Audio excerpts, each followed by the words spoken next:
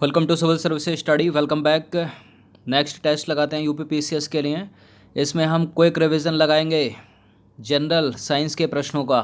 ठीक है, इंपॉर्टेंट है, 20-22 तक पूछ ले जाते हैं जनरल साइंस के प्रश्न। तो चलिए स्टार्ट करते हैं। पहले प्रश्न का उत्तर बताइए, इनमें से कौन सी अंतरस्रावी ग्रंथियाँ मस्तिष्क में पाई जाती हैं। अंतरस्रावी ग्रंथियाँ यानी एंडोक्राइन ग्लैंड।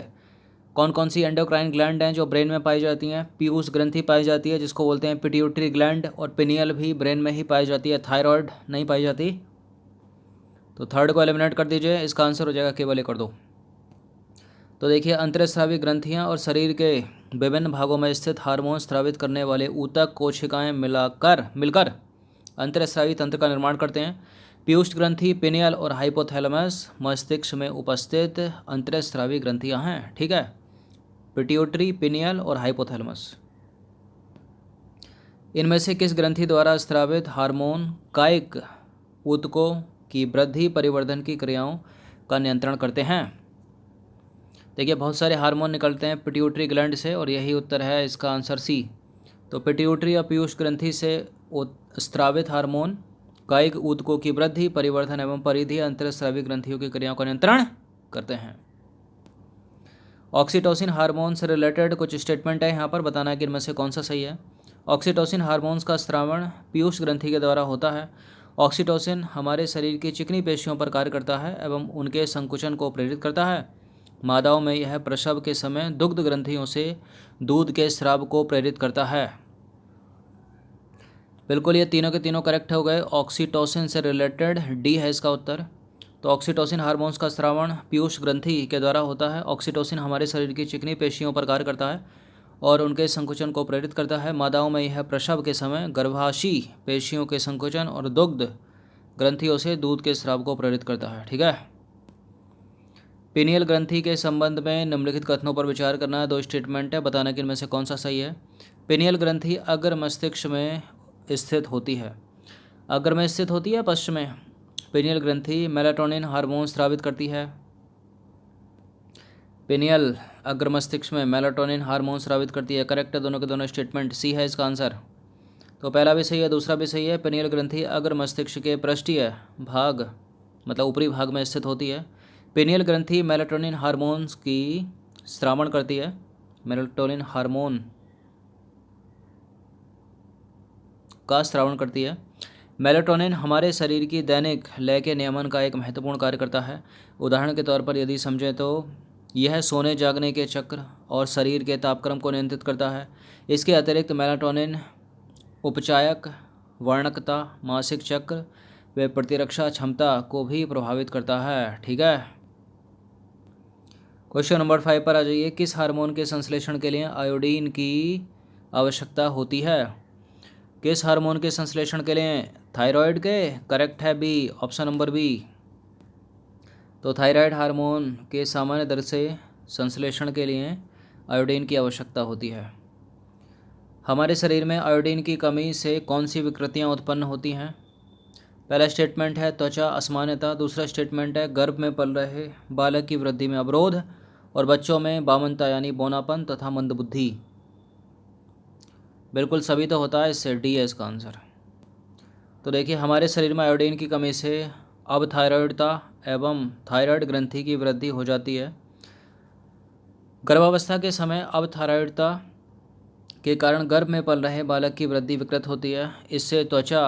इससे बच्चे की अवरोध वृद्धि जिसको बोलते हैं क्रिटेनिज्मिया, बामनता जिसको बौनापन बोलते हैं, मंदबुद्धि, त्वचा असमानता एवं मूक बाधित हो जाती है। और वयस्क स्त्रियों में अवथायरॉइडता मासिक चक्र को अनियमित कर देता है। ठीक है, थाइमस ग्रंथि के संदर्भ में निम्नलिखित कथनों में से कौन सा सही है। थाइमस ग्रंथि थाइमोसिन नामक पेप्टाइड हार्मोन्स का स्रावण करती है। थाइमोसिन टी लिम्फोसाइट्स के विभेदीकरण में मुख्य भूमिका निभाते हैं। बढ़ती उम्र के साथ थाइमस का अपघटन होने लगता है, फलस्वरूप थाइमोसिन का उत्पादन घट जाता है। बिल्कुल, ये सारे के सारे स्टेटमेंट सही हैं, डी है इसका उत्तर। तो थाइमस ग्रंथि हमारे शरीर के प्रतिरक्षा तंत्र में महत्वपूर्ण भूमिका निभाती है। यह ग्रंथि थाइमोसिन नामक पेप्टाइड हार्मोन्स का स्रावण करती है। थाइमोसिन टी लिम्फोसाइट्स के विभेदीकरण में मुख्य भूमिका निभाते हैं, जो कोशिका माध्य प्रतिरक्षा के लिए महत्वपूर्ण होते हैं। बढ़ती उम्र के साथ थाइमस का अपघटन होने लगता है। फलस्वरूप क्या होता है, थाइमोसिन का उत्पादन जो है वो घट जाता है। इसी के परिणाम स्वरूप वृद्धों में प्रतिरक्षा प्रतिक्रिया कमजोर पड़ जाती है। ठीक है, क्वेश्चन नंबर 8 पर आ जाइए। निम्नलिखित में से किसे उड़ो या लड़ो या आपातकालीन हार्मोन कहा जाता है? उड़ो या लड़ो या आपातकालीन हार्मोन किसको कहा जाता है? एड्रीनलिन को। ऑप्शन नंबर ए है इसका आंसर। तो एड्रीनलिन और नॉर एड्रेनलिन हार्मोन्स किसी भी प्रकार के दबाव या आपातकालीन स्थिति में अधिक तेजी से स्रावित होते हैं। इसी कारण इन्हें आपातकालीन हार्मोन या युद्ध हार्मोन या उड़ो और लड़ो या फ्लाइट हार्मोन कहा जाता है। ये हार्मोन सक्रियता मतलब एक्टिविटी, आँखों की पुतली के फैलाव, रोंगटे खड़े होना, पसीना आदि को बढ़ाते हैं। दोनों हार्मोन हृदय की धड़कन, हृदय संकुचन की क्षमता और श्वसन दर को बढ़ाते हैं। एड्रेनलिन और nor adrenaline both. Insulin hormones का स्रावण किसके द्वारा होता है? कहाँ से निकलता है इंसुलिन? पैनक्रियास से निकलता है, मतलब अग्नाशय से निकलता है। इंपॉर्टेंट है, देखिए इंसुलिन हार्मोन्स का स्रावण अग्नाशय, इंग्लिश में बोलते हैं इसको, पैनक्रियास से होता है। अग्नाशय के अंदर होती है लैंगरहैंस की दीपिकाएँ। साधारण मनुष्य के अग्नाशय में लगभग 10 से 20 लाख लैंगरहैंस द्वीप होते हैं, जो अग्नाशी ऊतक को 1 से 2% होता है। जो अग्नाशी ऊतकों का 1 से 2% होता है। देखिए प्रत्येक लैंगरहैंस द्वीप में मुख्य रूप से 3 प्रकार की कोशिकाएं होती हैं, वो है अल्फा, बीटा और गामा। अल्फा से निकलता है ग्लूकेगॉन, बीटा से निकलता है इंसुलिन और गामा से निकलता है सोमेटोस्टैटिन। पूछ लेता है कभी कभी इंसुलिन हार्मोन कहाँ से, कौन सी कोशिका से निकलता है? तो अग्नाशय में पाई जाती है बीटा कोशिका, उससे निकलता है। अगर ये कोशिका नहीं दे तो अग्नाशय याद रखिएगा, पैनक्रियाज याद रखिएगा। ठीक है, प्रश्न क्रमांक संख्या 10 पर आ जाइए। निम्नलिखित में से कौन सी ग्रंथि अंतःस्रावी और बहिःस्रावी दोनों के रूपों में कार्य करती है? यानी एंडोक्राइन और हेक्सोक्राइन दोनों है, कौन सी है? यही है पैनक्रियाज, मतलब अग्नाशय। तो अग्नाशय अंतःस्रावी और बहिःस्रावी दोनों ग्रंथियों के रूप में कार्य करती है। प्रोजेस्टेरोन हार्मोन्स का उत्पादन होता है, कहाँ से होता है? देखिए वृषण से तो टेस्टोस्टेरोन निकलता है, ये होता है अंडाशय से। ऑप्शन नंबर सी है इसका आंसर। तो अंडाशय एक प्राथमिक मादा लैंगिक अंग है, जो प्रत्येक मासिक चक्र में एक अंडे को उत्पादित करता है। इसके अतिरिक्त अंडाशय 2 प्रकार के स्टेरॉयड हार्मोन समूहों का भी उत्पादन करता है, वो हैं प्रोजेस्टेरोन और एस्ट्रोजन। कॉम्पिटिटिव एग्जाम के फेवरेट दोनों के दोनों। क्वेश्चन नंबर 12 पर आ जाइए। पेशियों के संबंध में निम्नलिखित कथनों पर विचार करना है। देखिए पेशियां विशेष प्रकार के ऊतकों से बनी होती हैं। मनुष्य के शरीर का 70 से 80% हिस्सा पेशियों का होता है। 70 से 80 कुछ ज़्यादा नहीं हो गया, 50 तक होता है, 40 से 50 पहला करेक्ट है। ये कोई जीव द्रव्य थोड़ी है, तो केवल पहला वाला सही है, दूसरा वाला गलत है। तो दूसरा गलत है। वयस्क मनुष्य के शरीर का 40 से 50% हिस्सा पेशियों का होता है, 70 से 80 नहीं।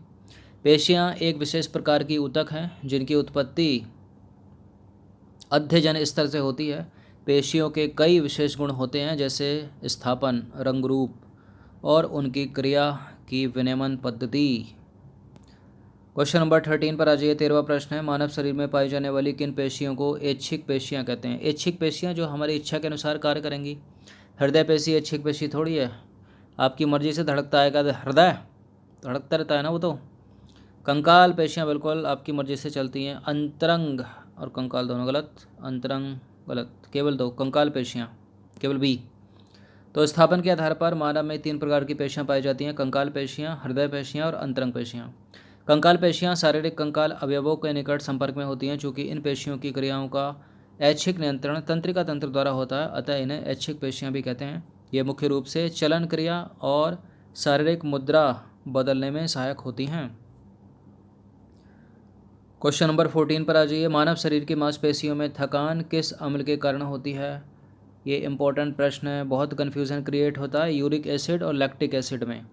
तो मानव शरीर की मांसपेशियों में थकान किस अम्ल के जमा होने के कारण होती है? Lactic acid. Option number B, यही पाया जाता है ना दूध में। तो देखिए पेशियों के बार बार उत्तेजित होने पर उनमें ग्लाइकोजन के अवयवी विखंडन से लैक्टिक अम्ल का जमाव होने लगता है, जिससे थकान होती है। ये अंतिम प्रश्न है इस टेस्ट का। मानव कंकाल तंत्र में कुल कितनी अस्थियां होती हैं? देखिए इसको कंफ्यूज मत कर जाना, कंकाल का मतलब शरीर से ही अधिकतर, और अस्थियाँ यहाँ पर हड्डी की बात हो रही है, तो वही इसका उत्तर होगा जो आप सोच रहे हो 206। विचलित मत होइएगा। तो देखिए, मनुष्य का कंकाल 206 अस्थियों या हड्डियों और कुछ उपास्थियों का बना होता है। ठीक है, तो ये जनरल साइंस के इंपॉर्टेंट 15 प्रश्न थे। अच्छे से इसका रिवीजन एक बार करिए। धन्यवाद।